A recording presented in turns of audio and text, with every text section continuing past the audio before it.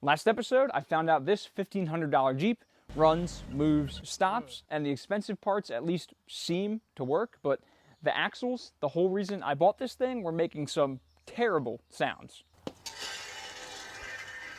It has a 488 with a limited slip, a Dana 30 with a Knox locker, and supposedly 488 gears. So today, I'm finding out if they're actually usable, because if they're junk, I paid $1,500 for a clean title. Welcome back to No Guarantees. All right, here's the plan.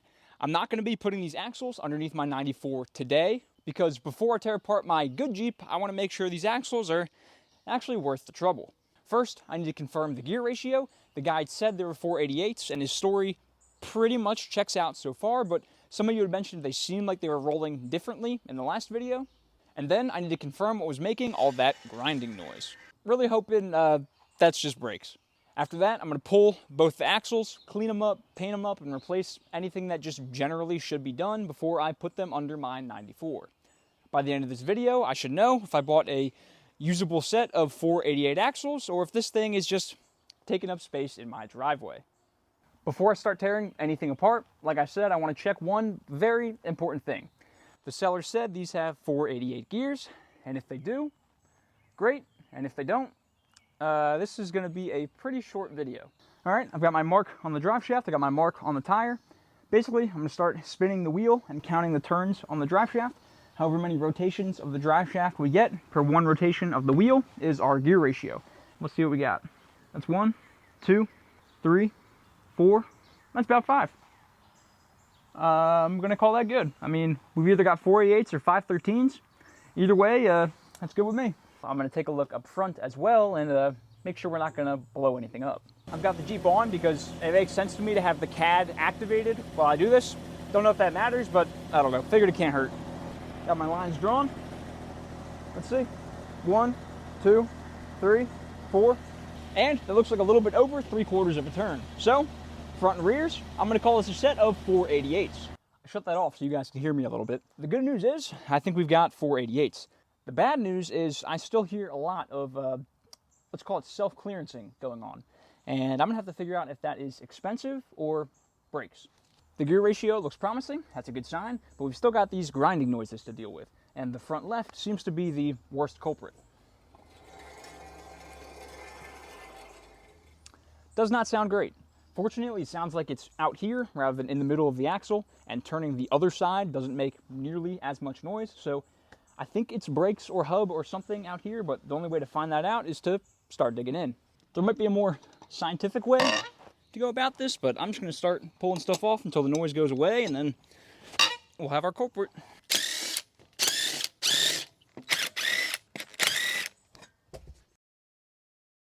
That rotor looks pretty rough.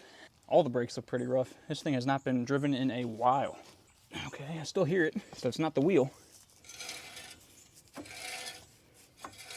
But I'm going to be surprised if it's not the brakes.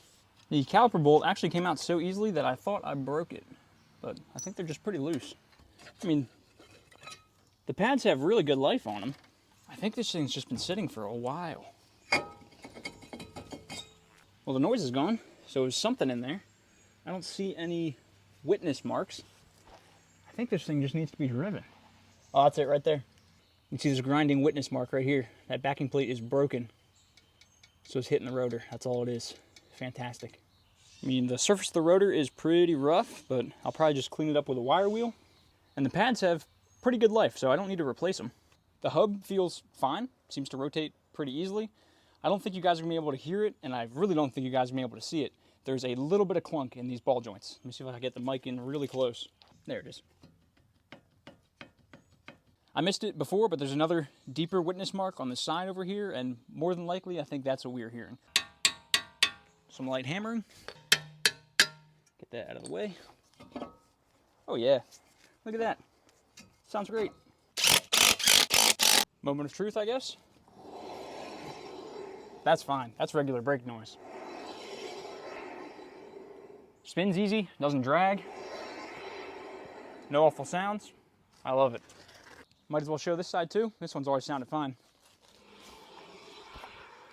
Normal brake noise, spins easy. Perfect. I've got the rear up in the air now, and after seeing how bad that front left brake was, I don't even think it's worth pulling anything apart back here. I mean, if I spin the wheel, it obviously still makes some noise, but that's just unused brake noise. If I come around the other side, got pretty much the same thing. So I'm not worried about that at all. I mean, if you take a look in the wheel, you can see how pitted up that rotor is, and that's just exactly what we saw up front, and it sounds just like it does up there as well. Same thing on the other side, just some rough rotors that probably should be replaced, but it stops, so not by me. All right, well, the ratio seems to be correct. All the noises seem to be brake or unimportant thing related, and the locker and LSD seem to work. So it's time to get to the steering. I'm going to start back here in the rear because I think it'll be a little bit easier than up front, and I'm hoping this Jeep doesn't remind me why it was $1,500.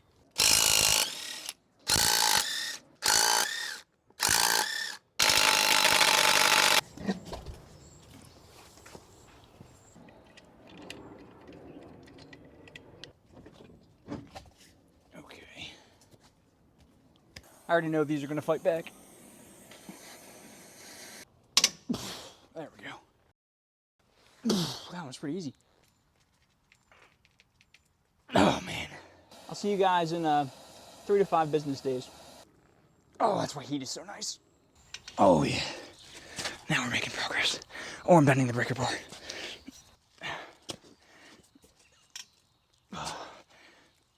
Oh, it broke. After all that, it just broke. All right. That's fine. Shock is not shocking. Oh, yeah, it is a little bit. Hey, this one actually does shock things. That's shocking. I've been filming for 17 minutes to get this one dang e-brake cable off. And I know I could have cut it, but I don't know. I don't want to destroy this thing for no reason, right? I'm trying to keep as much intact as I can for the next guy. Oh.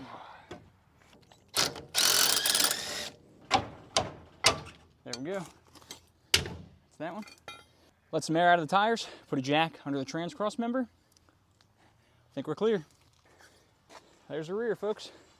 It has just dawned on me that I don't know how I'm going to get this back over to my Jeep. I've picked one of these up before, and I don't remember it being especially light. We're halfway done. I apologize for the audio, probably for the rest of the video. As you guys can hear, I'm sure my neighbor is doing something, and it's extremely loud. Back to the Jeep, we are halfway there. The rear fought me a little bit, but honestly, not too bad. Oh. Unfortunately, we've already done the easier half. There's a lot less stuff connected to the front end, so don't have to worry about steering or the locker, so we better get started.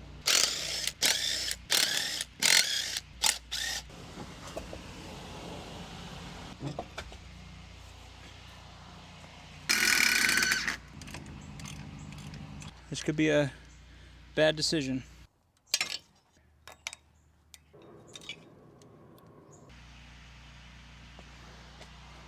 Well, that's good.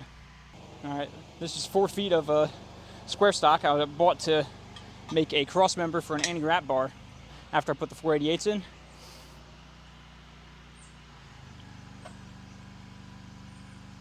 Oh, whew, that did it.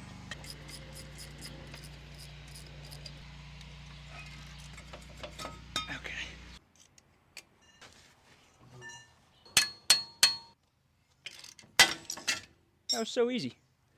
Whew, I'm using that every time.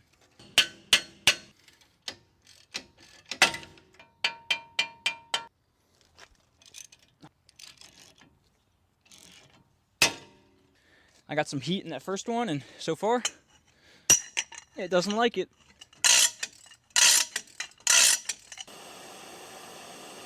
I thought it was snapping at first, but now it's gone.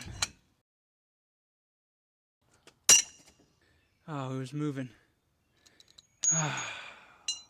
Well, after that I took some time off camera to cool off. Somehow I got anti-seize all over my hands. Don't know where the guy had that. But I've got the side completely disassembled, as you can tell. I'm running out of daylight, so I had to get some stuff done while you guys weren't looking. sorry, you didn't miss much. It was pretty much identical to the other side, except it was a lot easier. So knuckles off, axles out, all the brakes and backing plate, all that stuff is off. The U-bolts in the front end didn't fight me at all. Watch this, boys. All 4 of them on the other side were like that too. Came off nice and easy with the impact. Maybe this axle's been out more recently than the rear was, but I've got no other explanation for it other than God is good. All I've got left is I need to undo the drive shaft, I need to undo the cable for the locker, and then of course I'll have to drop the leaf springs once we're ready to pull. Okay.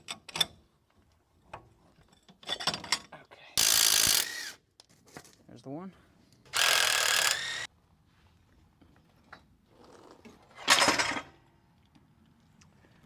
Wasn't too bad. There it is, fellas. All right, it's been a long day. It's been a good day. The axles are out. I mean, I started this morning at like 7:30. I think it's about 8:30. Sun's going down, but we've got a lot to show for it. I think it's about time we clean them up. How did this not leak? Not only is there no gasket, there's also no RTV. It's definitely a limited slip though. Let's see what gear ratio we get. 39, which I think is correct for 488s. Hopefully you guys can see my mark down in there. We've got 1, 2, 3, 4, 5, 6, 7, 8. That's 488s. And if I hold this tight, you guys can see very, very little play. I think there's less here than what's in the Jeep already. This has been the most stuck diff cover I have ever seen. I thought it was the cable, as you can see, so I removed the cable. I also removed the drain plug, thinking maybe I could get access to something, but finally, it's open. And the good news is the fluid in here looks fantastic. Yeah, it looks like he took all the RTV from the rear and put it on the front. But the good news is everything in here looks absolutely fantastic. I'm gonna count the teeth the same way. 39, just like the 488. I know you guys can't see my mark back in there, but we've got 8 on the pinion, so that's 488s up front too. So, where does that leave us? The axles are out, the locker works, the limited slip works, there are 488 gears, and no more concerning grinding noises. And after a little cleanup, I mean, they're not completely ready yet. Before these go under my 94, I still need to pull some parts off of the old axles, but that'll have to wait until I tear apart the Jeep that I currently drive. The big question for today was whether or not these axles were actually worth stealing. And I think the answer is absolutely yes, which is fantastic for my 94, but very inconvenient for this thing. Because now that Jeep is not going anywhere until I get these axles back under it. So, next episode, the 410s are coming out, the 488s are going in, and this thing is getting a whole lot meaner. This project has honestly gone to plan so far, which is typically when something bad happens, so I'm looking forward to that. The support that I got on video 1 of this series was honestly overwhelming, so I'm glad that you guys can see and appreciate the effort that I'm trying to put into these videos. I hope it shows at least a little bit. Check out noguaranteesgarage.com, that's my website. I've got shirts, I've got stickers, I've got a bunch of YJ stuff, and it really helps to support the channel, support what I do here. But that's going to be all for me today. Thank you all so much for watching, and I'll see you next time on No Guarantees. All right, that's good enough. The microphone is in my mouth. This probably sounds terrible. Careful, you have like 4 days to make you look pretty. Yeah, I think my hands are going to look real nice. Oh, babe. What? It's not even our wedding. This thing did not get any better looking, did it? I got a bit of insider information. It's actually Wednesday. I brought these axles outside just to film a video, which is a little silly, but that's the things you do. Also, these wheels don't connect to anything.